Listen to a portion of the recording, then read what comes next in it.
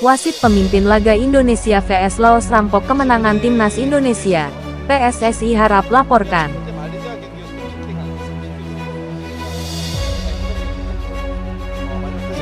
Erick Thohir kecewa dengan hasil imbang Timnas Indonesia. Saya sudah beri kesempatan. Waktu itu sempat ada Coach Indra.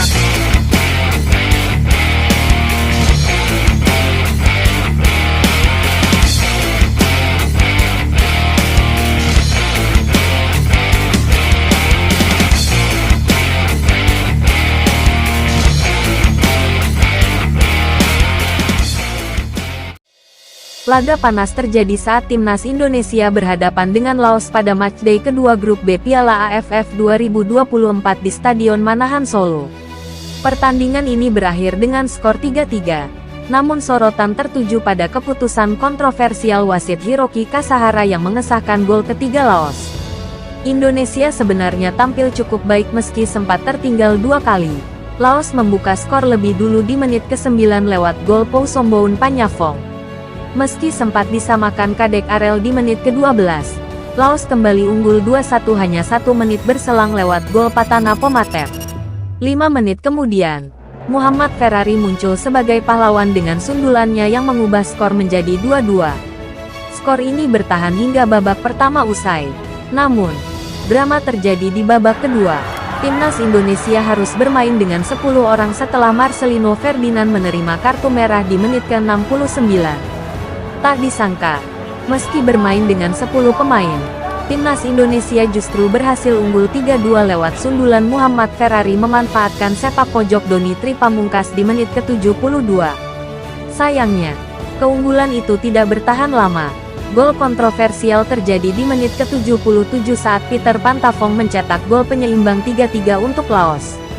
Momen ini diprotes keras karena bola sebelumnya terlihat sudah melewati garis lapangan saat dikuasai Damot Tonghamsafat. Meski ada VAR, wasit Hiroki Kasahara tetap mengesahkan gol tersebut tanpa melakukan pengecekan ulang di monitor. Keputusan ini memicu kekecewaan dari Timnas Indonesia dan para pendukungnya. Seharusnya, wasit bisa memeriksa layar VAR secara langsung jika merasa ragu.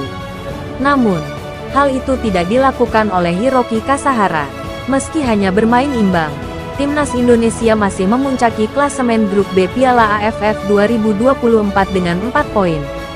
Skuad asuhan Sintayong unggul 1 poin dari Vietnam dan Singapura yang baru memainkan 1 pertandingan.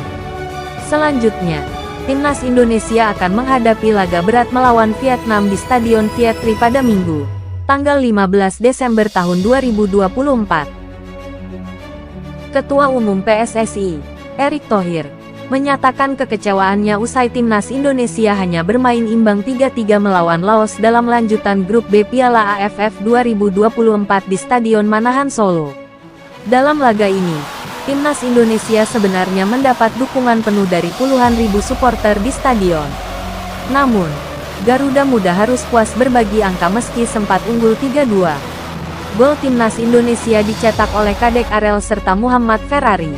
Sementara itu, Laos mencetak gol melalui Pousomboun Panyafong, Patana Pomater, dan gol kontroversial Peter Pantafong di menit ke-77. Erick Thohir, yang biasanya dikenal sering memberikan apresiasi kepada perjuangan pemain Timnas. Saya bukan tipe pemimpin yang sering tidak mengapresiasi. Saya sering mengapresiasi. Tetapi kalau kadang-kadang juga saya sampaikan ada yang kurang puas, saya harus sampaikan. Ya, karena ini tidak bisa memimpin organisasi segini besar ya karena saya, ini karena kepentingan semua. Jadi ya kemarin saya tidak puas dengan hasilnya. Kenapa? Dengan tim muda kita yang 20,3 rata-rata atau 20,9 katanya tergantung dari perhitungan. Ya, kita sama Myanmar sama Laos tidak kalah. Ya, hitungannya tidak kalah. Sama Vietnam memang cukup berat. Sama Filipina mestinya bisa drop. Ya, itu hitungan. Ya, karena saya yakin ya tim nasional muda kita sangat baik. Ya, sangat baik. Kita bisa lihat Nah, jadi saya sangat berterima kasih untuk para pemain yang sudah berjuang. Ya, bahkan ada beberapa yang dari klub luar negeri harus pulang memperkuat. Ya, padahal ada yang udah jadi starter, ada yang ini. Ya, tapi saya yakin jumlah pemain kita cukup. Ya, karena kita sudah membangun 17-20 dan kita sudah membangun juga di Liga 1 U22 harus main 45 menit. Dan ada beberapa pemain yang belum terpanggilkan. Nah, jadi kembali ya, saya apresiasi dengan perjuangan pemain. Saya berharap melawan Vietnam bisa bermain lebih baik, lebih tenang, maklum pemain muda. Dan saya yakin Coach Sintayong sudah tahu kelebihan dan kelemahannya.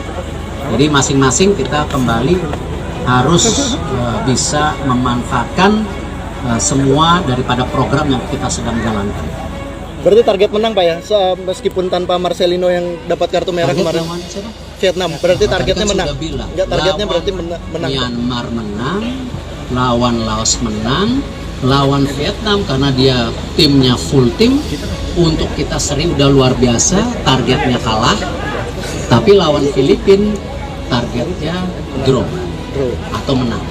Nah, kalau kemarin lawan Laos kalah berarti saya tidak puas. Erik, ya, dengan hitung-hitungan itu apa masih optimis lolos fase grup Pak Erik?